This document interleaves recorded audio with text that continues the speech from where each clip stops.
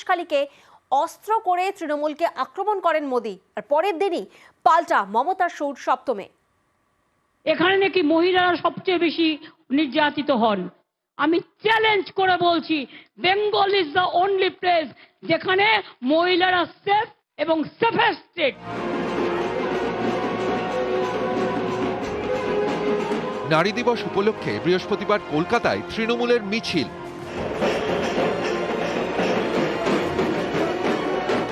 মিছিল শেষে সভা, সেই মঞ্চ থেকেই মমতার সুর সপ্তমে।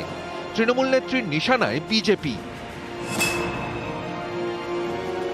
বিহারে বিচার হয় না, ইউপিতে বিচার হয় না, রাজস্থানে বিচার হয় না, হাতরাসে বিচার হয় না। মণিপুরে যখন মহিলারা জ্বলছিল, কোথায় ছিলেন বিজেপি নেতারা?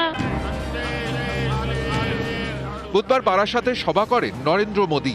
সন্দেশখালী অস্ত্রে সুর চড়ান, নিশানা করেন তৃণমূলকে। এদিন নরেন্দ্র মোদীর নাম না করে জবাব দেন মমতা বন্দ্যোপাধ্যায়।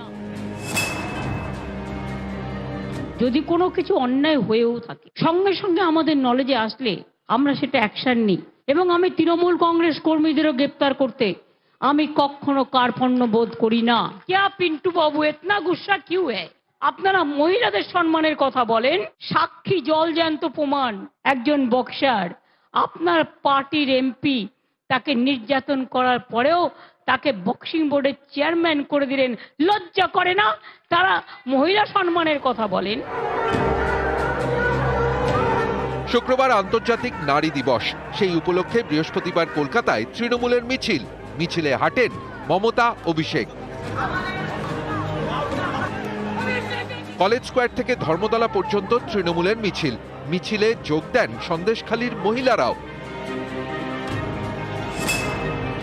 সন্দেশখালী নিয়ে অনেকে ভুয়ো সন্দেশও দিয়েছেন।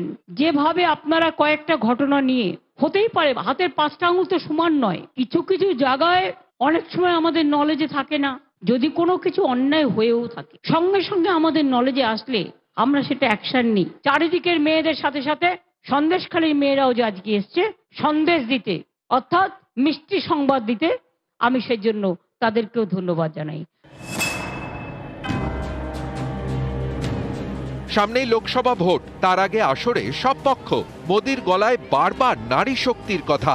আর তৃণমূল মিছিল করল নারী দিবস উপলক্ষে। পর্যবেক্ষকদের মতে সবারই নজরে মহিলা ভোটার, কারণ এ রাজ্যে মহিলা ভোট বড় ফ্যাক্টর। পশ্চিমবঙ্গে মোট ভোটার 7,58,00,000, এর মধ্যে মহিলা ভোটার 3,73,00,000, অর্থাৎ মোট ভোটারের 49.2%।